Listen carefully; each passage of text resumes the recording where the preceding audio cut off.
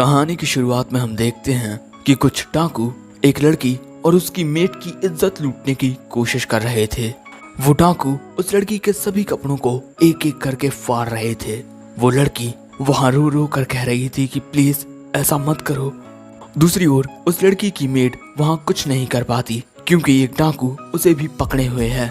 अब इसके बाद ये डाकू उसकी इज्जत को तार तार करने ही वाला था कि तभी अचानक उसके पीछे सुनहरा चमकता हुआ आर्मर पहने एक नाइट आ जाता है और वो नाइट अपनी तलवार के एक ही स्लैश से उन सभी डाकुओं के 2 टुकड़े कर देता है और कहता है, हेलो, मेरा नाम आर्क है। अब इसके बाद हमें वक्त में जरा पीछे लेकर जाया जाता है। हम देखते हैं कि आर्क एक पेड़ के नीचे बैठा हुआ है। वो वहाँ खड़ा होकर कहता है कि आखिर मैं हूँ कहाँ और आखिर मैंने ये पहन क्या रखा है, आखिर ये सब है क्या। एक मिनट, ये तो होली आर्मर ऑफ बेलिनस है जिस पर जादुई हमलों का कोई असर नहीं होता। मेरे पीछे का चोगा जिसमें डार्कनेस रेजिस्टेंस और माना रीजनरेशन की पावर है, द होली शील्ड ऑफ ट्यूटेटस, और ये तलवार जो बिजली की तरह तेज है। और ये तो मेरा गेम कैरेक्टर आर्क है। मुझे याद है कल रात मैं गेम खेलते वक्त सो गया था। वैसे ये सब एक सपना तो नहीं लगता। वैसे इसके बाद आर्क अपनी तलवार की ताकत देखने के बारे में सोचता है। वो वाइवर्न स्लैश से सामने के सभी पेड़ों को काट देता है जो देखकर वो खुद भी हैरान हो जाता है। इसके बाद वो मैजिक यूज करने की भी कोशिश करता है और दोस्तों वो मैजिक का भी इस्तेमाल कर सकता है।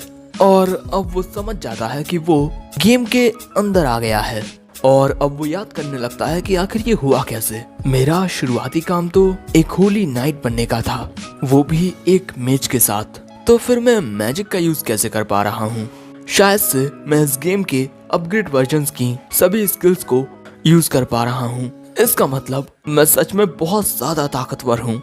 इसके बाद आर्क डिसाइड करता है कि वो अपनी सभी स्किल्स को टेस्ट करेगा, लेकिन उसे भूख भी लगी होती है और ना ही उसके पास पैसे होते हैं और ना ही खाना। इसीलिए वो पास ही के टाउन में जाने का डिसाइड करता है, लेकिन क्योंकि वो एक पहाड़ी की चोटी पर होता है इसीलिए वो अपने टेलीपोर्टेशन मैजिक का यूज करता है, लेकिन इससे ज्यादा दूर तक नहीं जा पाता और खाई में नीचे गिर जाता है। और इसके बाद आर्क फिर से ऊपर की ओर चढ़ने लगता है। वैसे दोस्तों टेलीपोर्टेशन मैजिक तुम्हें वहीं पर लेकर जा सकता है जिस जगह को तुमने पहले देखा हो। तो अब समझे आर्क क्यों ज्यादा दूर तक नहीं जा पाया। लेकिन तभी आर्क को एक दूसरी स्किल याद आती है। अब इसके बाद हम देखते हैं कि आर्क जरा सी दूरी तय करते हुए खुद को टेलीपोर्ट करता जाता है और इसे कहते हैं डायमेंशन मूव। और इसका इस्तेमाल थोड़ी थोड़ी दूरी को तय करने में किया जाता है। और ऐसे ही आर्क एक नदी किनारे पहुंच जाता है और इसके बाद वो काफी खुश होने लगता है कि उसने कितने बढ़िया तरीके से अपनी स्किल का यूज किया। अब इसके बाद आर्क नदी के पानी में अपना चेहरा देखता है। दोस्तों आर्क ने गेम में एक स्केलेटन अवतार को चुना था जिस वजह से उसकी पूरी बॉडी एक स्केलेटन की है और इस वजह से वो परेशान होने लगता है क्योंकि अगर लोगों ने उसे देख लिया तो वो उसे एक मॉन्स्टर समझकर उसे मारने के लिए उसके पीछे आने लगेंगे। और इसी वजह से आर्क डिसाइड करता है कि वो किसी को अपना चेहरा ही नहीं दिखाएगा। अब इसके बाद हमें ल्यूबियर्ट कैसल टाउन दिखाया जाता है जहाँ पर आर्क आया हुआ था। यहाँ पर एक सब्जी बेचने वाली आंटी आर्क से सब्जी खरीदने को कहती हैं। आर्क कहता है कि मेरे पास पैसे नहीं हैं और वो आगे बढ़ जाता है। वहीं आंटी सोचती हैं कि ये तो इतना इम्प्रेसिव लगता है, फिर भी इसके पास पैसे नहीं हैं। अब आर्क इस टाउन को अच्छे से देखते हुए आगे बढ़ रहा था, लेकिन तभी उसे बहुत अच्छी खुशबू आती है। ऑब्वियसली ये मीट होता है, लेकिन बेचारे आर्क के पास पैसे नहीं होते, इसीलिए वो आगे बढ़ जाता है। आगे बढ़ते हुए वो एक सुनसान सी गली में आ जाता है और तभी आर्क की नजर यहाँ 2 लोगों पर पड़ती है। वो छुपकर उनकी बातें सुनने लगता है। यहाँ ये लड़की कहती है कि मैं तुम्हारी इन्वेस्टिगेशन के लिए तुम्हारी यूजुअल रेट से ज्यादा पैसे दे चुकी हूँ। वो आदमी कहता है कि ये इन्वेस्टिगेशन काफी मुश्किल थी और मैंने तो अपना काम किया ही है, मैं क्या करूं अगर मुझे कोई जानकारी नहीं मिली। ये बात सुन वो लड़की वहाँ से जाने लगती है और जब वो लड़की आर्क के बगल में से गुजरती है तभी आर्क देखता है कि ये तो एक एल्फ है और ना जाने क्यों ये आर्क को काफी ज्यादा फैंटास्टिक लगता है। लेकिन इसी बीच दोस्तों वो लड़की आर्क की नजरों से गुम हो जाती है। वहीं उस लड़की को ढूंढते हुए आर्क एक मर्सेनरी गिल्ड के पास पहुंच जाता है। और दोस्तों आर्क यहाँ पर कुछ क्वेस्ट को पूरा करके पैसे भी कमा सकता है, इसीलिए वो गिल्ड के अंदर आता है। और यहाँ पर सभी लोगों की नजरें आर्क पर ही जा रही थीं, क्योंकि वो बहुत लंबा चौड़ा होता है। वैसे आर्क यहाँ पर अपना मर्चेनरी लाइसेंस बनवाने के लिए आया है, क्योंकि उसके बिना वो क्वेस्ट में भाग नहीं ले पाएगा। लेकिन वो आदमी कहता है कि तुम्हें देखकर लगता है कि तुम एक नाइट हो जिसके पास पहले से ही काफी अच्छी नौकरी होगी, तो फिर तुम मर्सेनरी लाइसेंस क्यों बनवाना चाहते हो? आर्क कहता है कि मेरी कुछ पर्सनल परिस्थितियां हैं। अब ज्यादा सवाल ना पूछते हुए वो आदमी आर्क से कहता है कि लाइसेंस के लिए तुम्हें एक ट्रायल देना होगा। तुम्हें बीस्ट, बैंडिट्स और मॉन्स्टर्स इन तीनों में से किसी एक को मारना होगा और उसका सबूत हमें दिखाना होगा। ये बात सुन आर्क कहता है कि मुझे इन तीनों में से किसी एक को मारकर उसका सबूत तुम्हें दिखाना होगा और मुझे लाइसेंस मिल जाएगा, है ना? वो कहता है हाँ। सो अब आर्क वहाँ से निकल जाता है। लेकिन इसके बाद उस आदमी के पास एक लड़का आकर कहता है कि क्या ये नाइट ये काम कर पाएगा? जिस पर वो आदमी कहता है कि उस बेचारे की कुछ निजी दिक्कतें होंगी, जैसे अपने बीमार बच्चे के इलाज के लिए ज्यादा पैसे जोड़ना। लो भाई, हमारे आर्क की एक अच्छी खासी बैक स्टोरी तैयार है। अब जंगल में आकर आर्क 2 बीस्ट पिगीज को मार देता है और अब बस उसे एक और पिगी को मारना है, जिसके बाद वो उस स्वादिष्ट मीट को खा पाएगा। वो ये सोच ही रहा था, तभी उसे झाड़ियों से कुछ आवाज आती है। आर्क को लगता है कि ये एक और पिगी होगा, लेकिन असल में ये एक ऑर्क होता है और वो तुरंत ही आर्क पर हमला कर देता है। और आर्क अपनी तलवार के एक ही वार से उस ऑर्क के 2 टुकड़े कर देता है। अब इसके बाद वो कुछ थैलियों में वो सबूत लेकर जाने लगता है जो उसे गिल्ड में दिखाने हैं। लेकिन जाते हुए उसकी नजर कुछ डाकुओं पर पड़ती है, जिन्होंने कई सारे सोल्जर्स को मार दिया था और वो सभी गार्ड इस लड़की की हिफाजत कर रहे थे। ये लड़की किसी अच्छे घराने से है और उसके पास उसकी पर्सनल मेड भी है। लेकिन इन दोनों पर अपनी गंदी निगाहें लगाए हुए हैं उन बैंडिट्स का लीडर। ये देखकर आर्क सब समझ जाता है कि आखिर यहाँ पर क्या हो रहा है और अब वो सोचने लगता है कि क्या वो अकेला इतने सारे बैंडिट्स से लड़ पाएगा। वहीं दूसरी ओर वो लीडर उस लड़की के कपड़े फाड़ने लगता है। जैसा कि हमने कहानी की शुरुआत में देखा था, उसकी मेड भी बेचारी कुछ नहीं कर पाती। अब ये हालात देखकर आर्क भी परेशान होने लगता है। इसी वजह से वो डिसाइड करता है कि वो इन सभी का सामना करेगा और अब वो लीडर उस लड़की के साथ कुछ और करता इससे पहले ही आर्क उनके पीछे आ जाता है और इसके बाद अपनी तलवार के एक ही स्लैश से उन सभी बैंडिट्स के 2 टुकड़े कर देता है, जो देख बाकी के बैंडिट्स हैरान हो जाते हैं। उनका बॉस बस एक ही हमले में खत्म हो गया और इसी वजह से अब वो डर कर भागने लगते हैं। लेकिन तभी आर्क उनकी ओर अपना वाइवर्न स्लैश करता है और ये स्लैश उन सभी को बीच से काट कर रख देता है। इतना ज्यादा खून खराबा करने के बाद आर्क उन दोनों लड़कियों के पास आता है। वो मेड कहती है कि हमें बचाने के लिए शुक्रिया। ये लुवियर्ट फैमिली की लॉरेन लारायातू लुवियर्ट हैं और मैं इनकी मेड रीटा हूँ। अब आर्क का आर्मर देख रीटा पूछती है कि क्या तुम कोई ऐसे नाइट हो जो किसी लॉर्ड की सेवा कर रहे हो?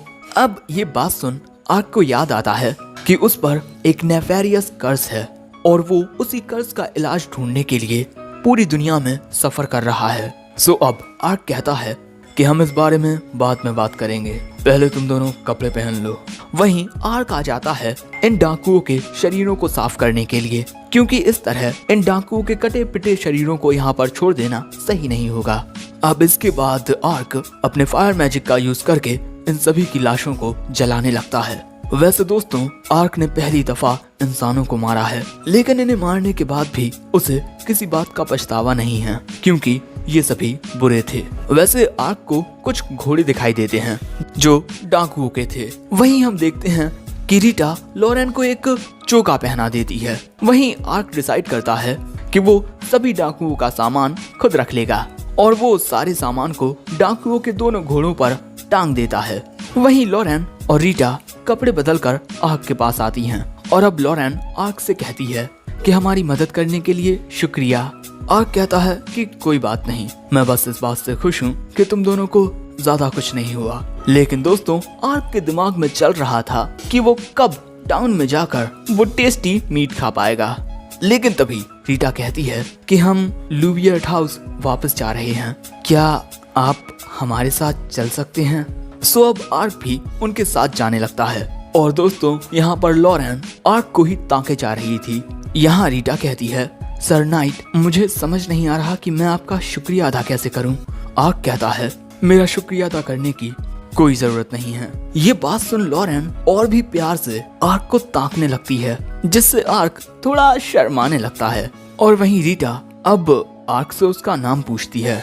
आर्क बताता है कि मेरा नाम आर्क है और मैं बस एक मुसाफिर हूँ। और इसी तरह ये सभी आगे बढ़ते रहते हैं।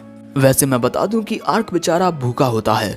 अब इसके बाद हमें टाउन दिखाया जाता है जहाँ पर आर्क गिल्ड में आ गया था और वो इस आदमी को सबूत दिखाकर कहता है कि क्या मुझे मेरा लाइसेंस मिल सकता है। वो आदमी ये देखकर हैरान होता है कि आर्क बस एक ही दिन में सबूत लेकर आ भी गया।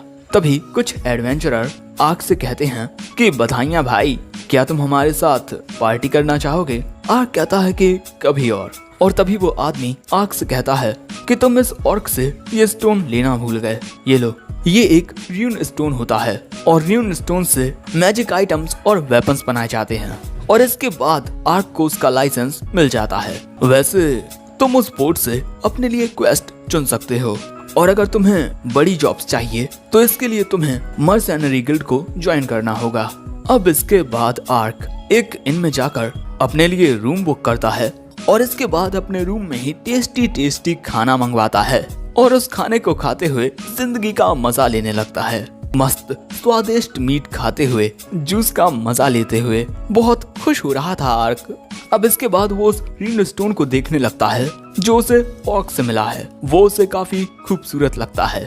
आज आर्क ने कुछ क्वेस्ट को पूरा करके स्वादिष्ट खाना खाया। ये कोई गेम नहीं है, ये हकीकत है, एक दूसरी दुनिया की हकीकत। ऐसी कई सारी स्किल्स हैं जिनका अब तक मैंने यूज नहीं किया और उनको यूज करने के लिए मैं बेताब हूँ। मैं इस दुनिया में नई नई चीजें देखने के लिए बेहद बेताब हूँ। कल मैं नए नए क्वेस्ट को पूरा करूंगा। और अपनी आगे की जिंदगी के बारे में सोचकर आर्क बहुत ज्यादा खुश हो रहा था और जोर जोर से हंस भी रहा था। वहीं इसके अगले सीन में हम देखते हैं कि सुबह हो गई है और एक घर में हम एक औरत को देखते हैं जो खाना बनाने के बाद शायद से अपने काम पर चली जाती है और उसकी 2 बेटियां हैं। बड़ी बेटी अपनी माँ को इतना ज्यादा काम करते हुए देख वो भी उनकी मदद करना चाहती है। उसकी माँ जंगल में जाकर जड़ी बूटियां ढूंढती है जिससे इनका घर चलता है और अपनी माँ की मदद करने के लिए ये बच्ची भी जंगल में जाकर जड़ी बूटियां ढूंढने का तय करती है और इसीलिए वो एक प्लान बनाती है। अगले सीन में हम देखते हैं कि आर्क एक गांव में आता है। उसे किसी की हिफाजत करने की जॉब मिली है। आर्क एक गांव वाले से उस पर्सन का पता पूछकर आगे बढ़ जाता है। वैसे आर्क ने ये जॉब इसीलिए चुनी है ताकि लोगों का उसके ऊपर ज्यादा ध्यान ना जाए। एक मामूली सी जॉब जिसमें उसे बस किसी की हिफाजत करनी है जो जड़ी बूटियां ढूंढने के लिए जा रहा है। वहीं दूसरी ओर हम उस बच्ची को देखते हैं जो अपनी छोटी बहन के साथ नाश्ता कर रही थी। लेकिन तभी कोई इनका दरवाजा खटखटाता है। ये बच्ची जाकर दरवाजा खोलती है लेकिन आर्क को देखकर काफी ज्यादा डर जाती है। सो आर्क पूछता है कि क्या मिस मार्का यहीं रहती हैं? वो कहती है कि मैं ही मार्का हूँ।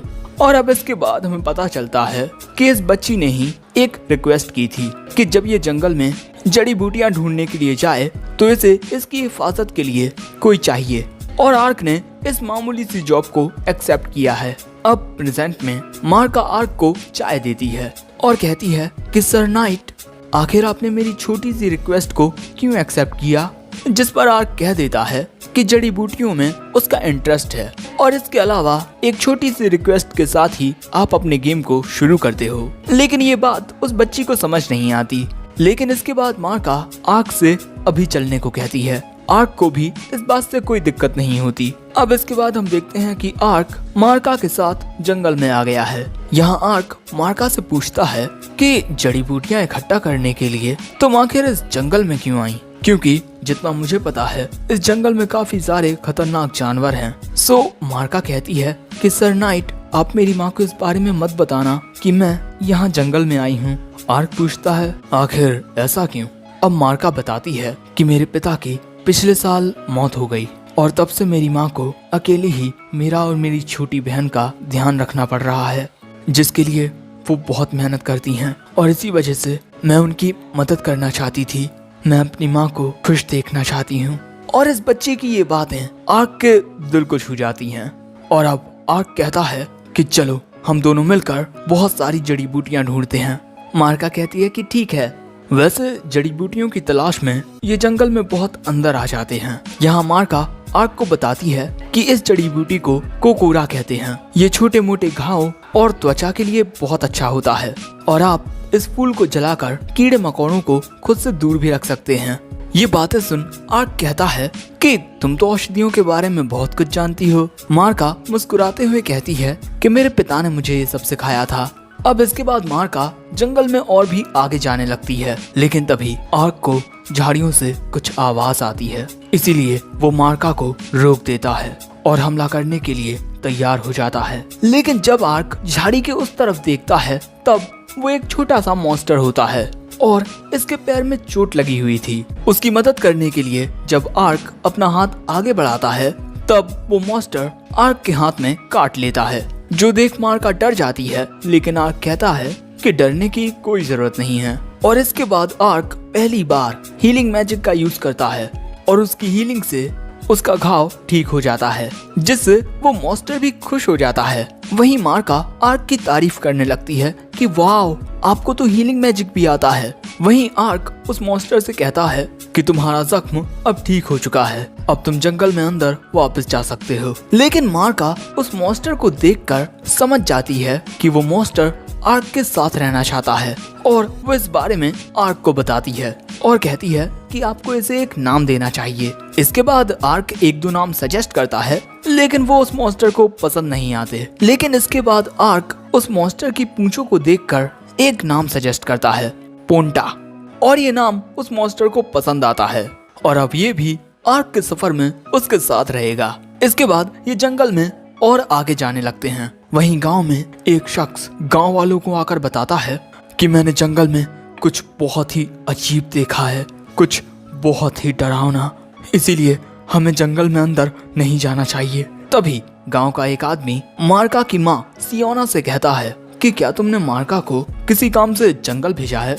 वो बताती है कि नहीं, मार्का तो इस वक्त घर में होगी। वो आदमी बताता है कि उसने मार्का को आज सुबह जंगल में जाते हुए देखा है और जंगल में कुछ बहुत ही ज्यादा खतरनाक मॉन्स्टर्स हैं। वैसे मार्का के साथ एक नाइट भी था। वैसे ये बात सुन सियोना बहुत ज्यादा हैरान हो जाती है। दूसरी ओर हम देखते हैं कि मार्का और आर्क जंगल में काफी अंदर आ जाते हैं, जहाँ जंगल के बीच में एक बड़ा पेड़ लगा हुआ था। वो पेड़ एक छोटी सी घाटी के अंदर था। मार्का उस पेड़ की ओर जाते हुए बताती है कि ये कोबूमी ट्री है और इसके बाद वो उस पेड़ के पास जाने लगती है। लेकिन अचानक ही पोंटा जरा अजीब सा बिहेव करने लगता है और आर्क को भी कुछ महसूस होता है। दोस्तों, यहाँ हम देखते हैं कि मार्का के पीछे एक बहुत ही ज्यादा खतरनाक और बड़ा मॉन्स्टर था।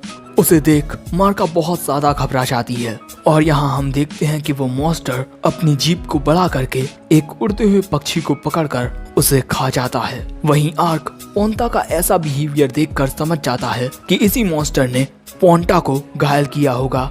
वहीं वो मॉन्स्टर मार्का पर हमला कर देता है, लेकिन इसके बाद हम देखते हैं कि वहाँ पर मार्का होती ही नहीं है।